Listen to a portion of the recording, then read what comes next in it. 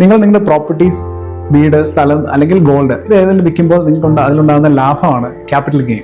ഇനി capital ഗെയിനിന് 2 തരമുണ്ട്, long ടൈമും short ടേമും. ഏകദേശം നിങ്ങൾ 2 വർഷം ഹോൾഡ് ചെയ്തിട്ടാണ് ഈ ഒരു പ്രോപ്പർട്ടി നിങ്ങൾ വിൽക്കുന്നതെങ്കിൽ അതിന് ലോങ് ടേം എന്നും അല്ലാതെ ഷോർട്ട് ടേം എന്നും വിളിക്കും. ടാക്സ് അടയ്ക്കണം എന്നുള്ളൊരു കാരണം കൊണ്ട് അണ്ടർ വാല്യൂ ചെയ്യപ്പെടാറുണ്ട് ഈ പ്രോപ്പർട്ടി ട്രാൻസാക്ഷൻ്റെ വാല്യൂസ്.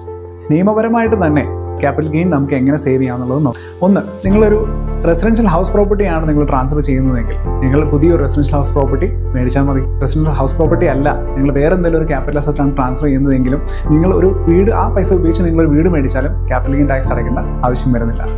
അഗ്രികൾച്ചർ ലാൻഡ് ആണ് വിൽക്കുന്നതെങ്കിൽ അതിൽ 2 കാറ്റഗറി വരും, റൂറലും അർബനും. Rural agriculture land income tax അനുസരിച്ച് ഒരു ക്യാപിറ്റൽ അസറ്റായിട്ടേ അല്ല കൺസിഡർ ചെയ്യുന്നത്, അതുകൊണ്ട് തന്നെ അതിന് മേളിൽ ടാക്സ് അടയ്ക്കേണ്ട ആവശ്യമില്ല. അർബൻ അഗ്രികൾച്ചർ ലാൻഡ് ആണെന്നുണ്ടെങ്കിൽ നിങ്ങൾ ആ പണം ഉപയോഗിച്ച് ഒരു പുതിയ അഗ്രികൾച്ചർ ലാൻഡ് മേടിച്ചാൽ മതി, ടാക്സ് അടയ്ക്കേണ്ട ആവശ്യമില്ല. ഇൻകം ടാക്സ് അനുസരിച്ച് ഈ ഒരു എക്സംഷൻ കിട്ടാനായിട്ട് ഒരു ടൈം ലിമിറ്റോടെ നിങ്ങളത് ഫോളോ ചെയ്യണം. ആ കാര്യം കൂടെ ശ്രദ്ധിക്കണം.